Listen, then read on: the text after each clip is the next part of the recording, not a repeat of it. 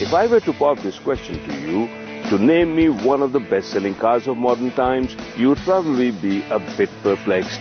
This car doesn't come from America, it does not come from Europe, it comes from the land of the rising sun, Japan. Okay, Japan does not have a long history of car making, but yet they have given us some of the best-selling cars of our times. And the one I have was born in 1966. It has sold over 40 million units and is still one of the best-selling cars, the Toyota Corolla Altis. And now it's time for me to get in behind the wheel and bring you a lowdown on the new Altis.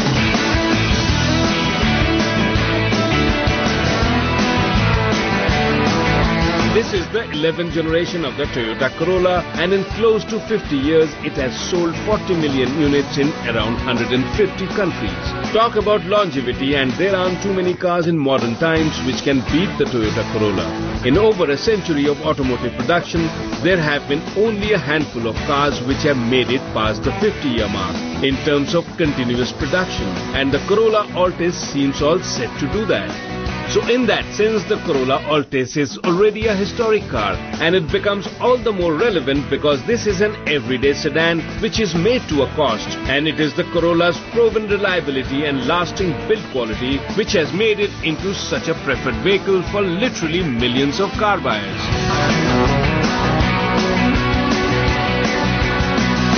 So what's changed in the new Altis? Well, I don't have to tell you that.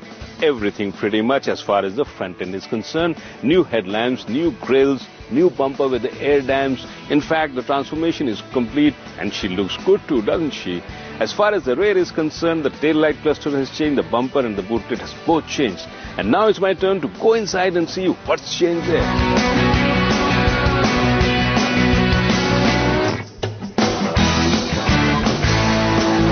This new Corolla Altis is the next generation in the evolution of the Corolla story. But mind you, Toyota doesn't call it a new platform. So under the pinnings, you are likely to find a lot of carryover parts from the outgoing model. But it is the shell and the interior dressing which have completely changed, and changed for the better.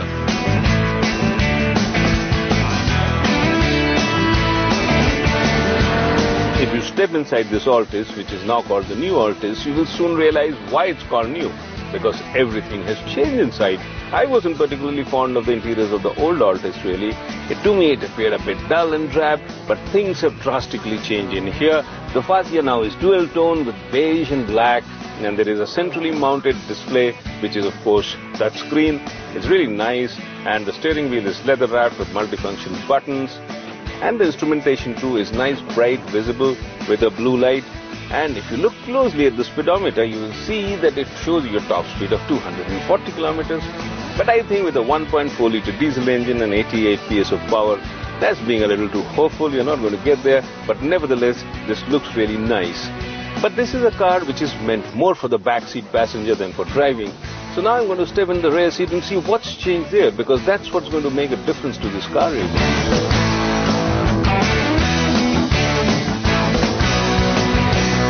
The Corolla has always been known for its comfortable ride, spacious interiors rather than for its performance or style quotient. And this new one still sticks to the same formula. Substance over style. And this Altis has that in plenty, even though it may turn off a few. The interiors can't be called classy or flamboyant, but what they are is extremely well made and purposeful. Everything here is made to serve a purpose and fulfill a need, and this is what gives the Altis its character and an air of practicality.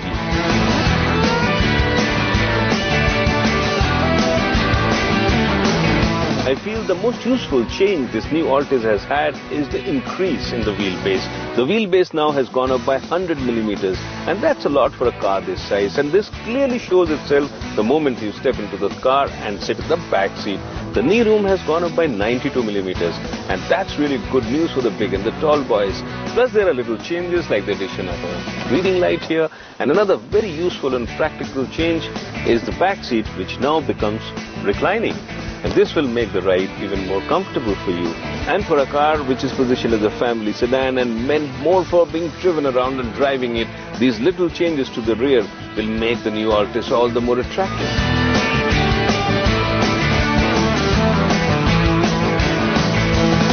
The boot of this Altis can hold 470 liters of luggage, and the rear seats offer a 60-40 split. So you can squeeze in some additional luggage, but they don't completely fold down. It seems the wheelbase increase has gone more into increasing cabin space rather than increasing the boot space. But my feelings are that this Altis would have done well with a little more boot space.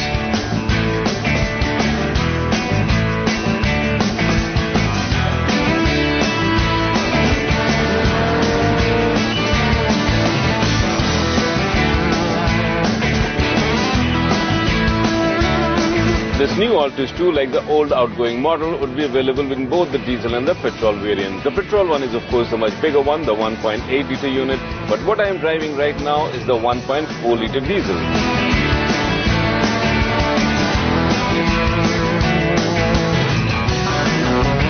If you look at the spec sheet, you might think that this 1.4 litre unit is a bit too small for a car this size, and the car would tend to be sluggish and slow. But once you get in behind the wheel, all these doubts vanish. Okay, this car is not superlatively fast, but at the same time, it's neither slow nor sluggish. In fact, the first thing that hits you is that the engine is really refined. The level of noise and vibration in the cabin is at the bare minimum.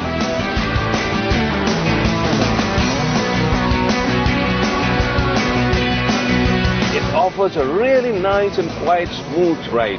I really like the ride of this car.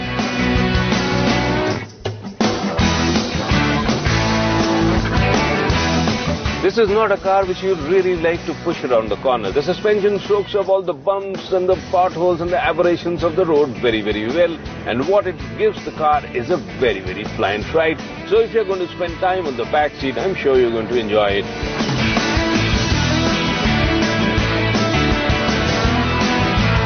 As I told you, the new Altis would be available in both the petrol and the diesel variants. I was driving the diesel one so far, but now I'm going to jump into the petrol and see how she drives.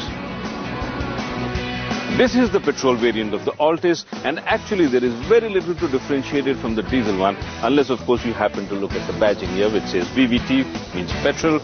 But one thing that strikes you the moment you open the door of this car is that in typical Toyota tradition, this car too is very, very well made.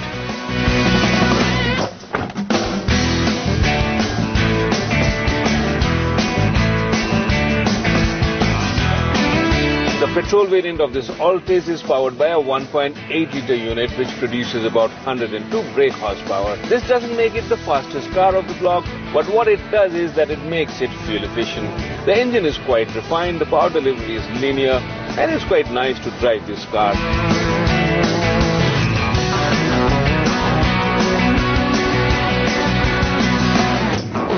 This engine in this Altis is a carryover from the existing model. But what is new is the 7-speed CVT transmission on the automatic variant, and this does throw up a surprise in the way it goes about doing its job. It's quiet and smooth with no shift shocks as the torque converter goes to work and shifts efficiently. I feel it is this automatic which will be the choice of many, but unfortunately it is limited to only the petrol variant. I think the main strength of the petrol variant is that it offers a 7-speed CVT transmission, because nothing really beats the convenience of an automatic transmission in stop-and-go traffic. I think the market for automatic transmissions is only going to grow in India, and if this does happen, it is this Altis which will find favors with many, many buyers, because this is really a nice car, it's fuel efficient, it's powerful, and it also has an option of an automatic.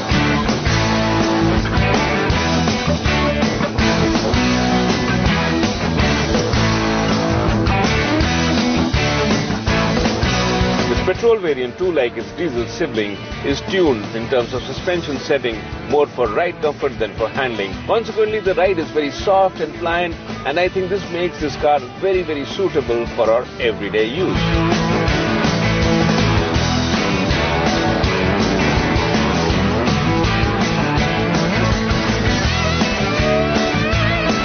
Globally, this Toyota Altis is positioned as an entry-level sedan with a very competitive price tag.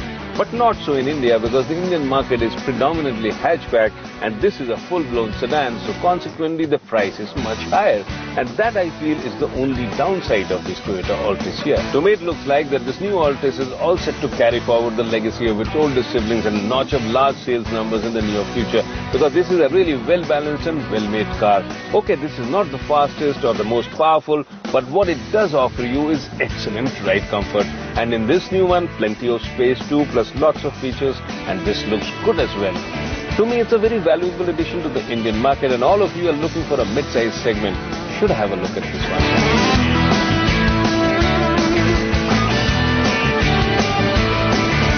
The Toyota Corolla Altis will be formally launched by the end of this month, and there will be close to 5 variants each for both the engines. And in terms of price, they will certainly go up.